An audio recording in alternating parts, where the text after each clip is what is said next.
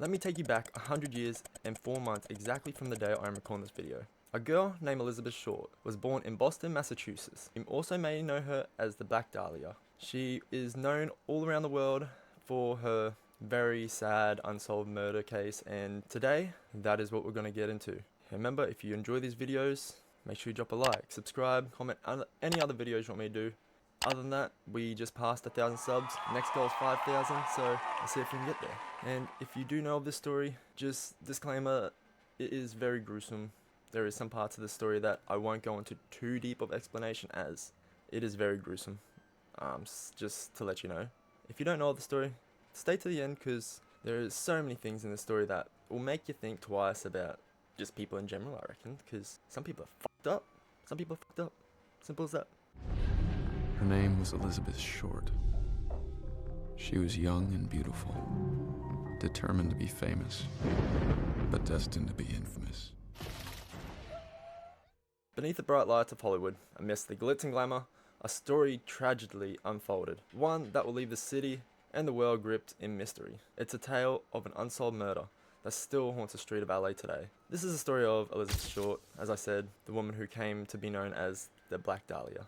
Born in 1924 in Boston, Elizabeth Short moved to California in 1943, determined to make a name for herself in Hollywood.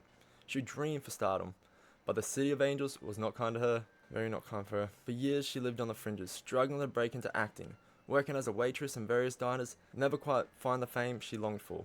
Elizabeth was known for her beauty, pale skin, dark hair, and apparently she had a beautiful smile. So Elizabeth supposedly had a lot of admirers. She was well described as caught in a web of uncertainty.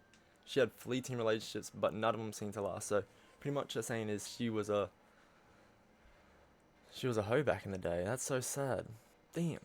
People were obviously fascinated by her for some reason, because in the end her murder as well it's quite of a crazy unsolved murder, as like there's lots and lots of these, especially from back in the day, but this one really stuck with people, as you'll find out it is, yeah, it's messed up.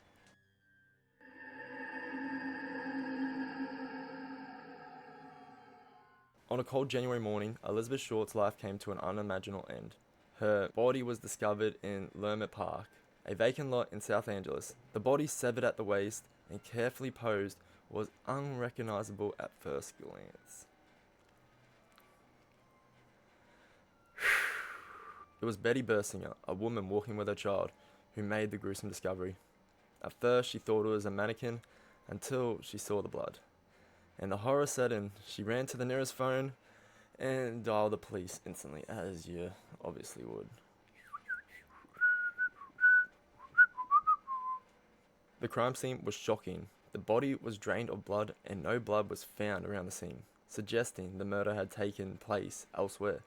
These were signs of cruel mutilation. I don't know if I can say these words, so I might have to cut a lot of them out if it's just bleeps or silence. That is why. There was a wide gash across her mouth, as though someone had carved a smile into her face. Cuts on her private area.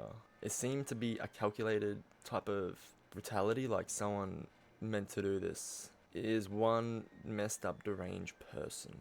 Why do I do this? And why are you still watching? Creepy little degenerate. Despite the brutality, there was something chillingly clinical about the way the body was arranged. The limbs were splayed, almost like a display. The killer seemed to be sending a message, but to whom? Detectives quickly realized that they were dealing with something more complex than just your standard homicide. Hundreds of leads came in, from lovers to ex-boyfriends to even complete strangers who claimed to know Elizabeth, but none of them even hold weight, nothing. And it was mainly, I think, in the end, because of how big this unsolved murder went. People were chasing clout back in that day of murders. Crazy shit this world is now too. Nothing's changed, it's just technology's here. And then letters arrived. After the body was discovered, the Los Angeles newspapers began receiving strange and taunting letters. Say letters? Letters. The killer seemed to be watching. In one of them, the writer said, "Here is the clue for you. Find the Black Dahlia's killer." What does that even mean, brother? Each letter seemed to mock the investigators, but did it really come from the murderer? Or was it just someone seeking fame? Like I said, like, people were sending all this stuff and trying to, like I said, get clout back in that day, over 80 years ago. The investigation spiraled into a maze of possibilities. The media buzzed with theories, but many pointed to the string of violent, unconnected murders in the city. Could this be the work of just a serial killer, just a crazy psychopath serial killer? One of the most intriguing suspects was George Hodel, a well-known physician with a dark and twisted history. Hodel was not a stranger to the police. Okay, cool. He just running rapid in city, just giving no fucks back then, this man, if he was known to the police. Damn. And rumours have long swirled about his possible involvement in other unsolved crimes, and some believed he was linked to the Black Dahlia murder. Steve Hodel, George's son, later became obsessed with the case, and believed his father was the killer. The Black Dahlia avenged his present circumstantial evidence, linking George Hodel to the crimes. He wrote a book, and in his book, The Black Dahlia Avenger, he presents circumstantial evidence linking George Hodel to the crime, such as proximity to the scene, his medical knowledge, and the manner in which his body is dismembered. Oh, what? So he's pretty much saying because his dad's medical knowledge. That's pretty crazy though. His son, George Hodel, I presume his last name would be, unless he changed it. I would have. But yeah, if your own son believes in you being the murderer, then I think that's like probably the most strongest evidence there is, because that person grew up with him, saw everything. How did you go about investigating your own father on this case? Well, actually, it was my father died in 1999, and certain effects came into my possession. And then he was a remarkable man, and of course, the first third of my first book goes into the heavy biographics. You kind of have to understand the man to understand the crimes. But basically, a remarkable individual, and I'm talking to my half-sister on the phone a couple of days after his passing, and she says to me, well, you know, Steve, our father was a suspect in the Black Dahlia murder. I said, what the hell are you talking about, Tamar? Where is this coming from? And she said, well, he didn't do it, but he was suspected by the police. They told me that back during the trial. Another suspect included Robert Manling. Where'd I get Jobbit from? I'm not okay, I need to sleep. A car salesman who had been romantically involved with Elizabeth. He was briefly detained, but released when no concrete evidence linked him to the murderer. So, it probably could have been him as well. Like, that's like the second best, I guess, theory, because if she was cheating on him, there's some crazy ass people out there that have done worse things in them situations. I've seen people try to get out of marriages by poisoning them. Have you ever seen those stories? I might have to cover one of those next. They're good.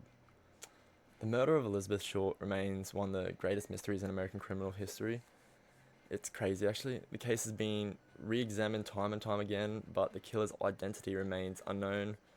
The media frenzy surrounding the Black Dahlia death fueled decades of speculation, with every new theory leading to more questions than answers. So people were just getting crazy and crazy as the decades go on, so they're just making up crazier theories. That's what happens.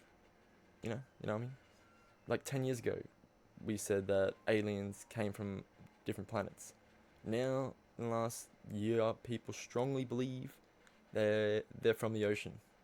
Like, shit changes fast. In years since to come, the case has inspired countless documentaries, books, and even films, YouTube videos. But as years go on, the truth of who killed Elizabeth Short seems even more, like, just far-fetched. Like, more theories people believe, the newer theories and the older theories, where the older theories, like what I just said, the son saying that Steve, was his name Stephen Hodel, he was, like, he knew all this stuff where he was a medical professional and he could have performed something like this, and around that time he was living there, like, you know what I mean, we went through it. But there's also that Robert fella where he had the lover squirrel with her, and as that we found out in the start, that Elizabeth was a bit of a hoe. So if you found out she was hoeing around and Robert didn't like that, you know, Robert could have done what he did. It's just a very sad case. Very, very sad case.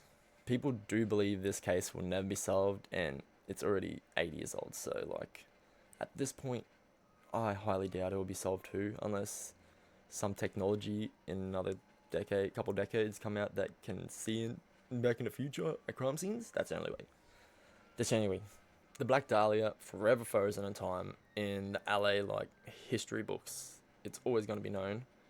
It's just a very sad, unsolved murder that just... If someone has any theories, let me know, because the theories I've read are whack, whack, whack, whack, whack. There's only a very handful, and they're all, I swear, 60 years old.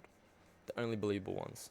Maybe even, I'd say, 40 years old max is some more believable ones as well, but some people just make up some random bullshit. And to these unsolved murder mystery videos that I'm doing, if you like them, you know, drop a like, comment any other sort of ones you want me to do. There's Jack the Ripper, there's, I won't do Jeffrey Dahmer and shit like that, like people that have Netflix series on them, I guess, but, well, this one does, but, yeah, I don't know. Just comment anything down below and I'll do it, okay? And other than that, it's your boy, Pitch Right, and I'm gonna go sleep. Peace.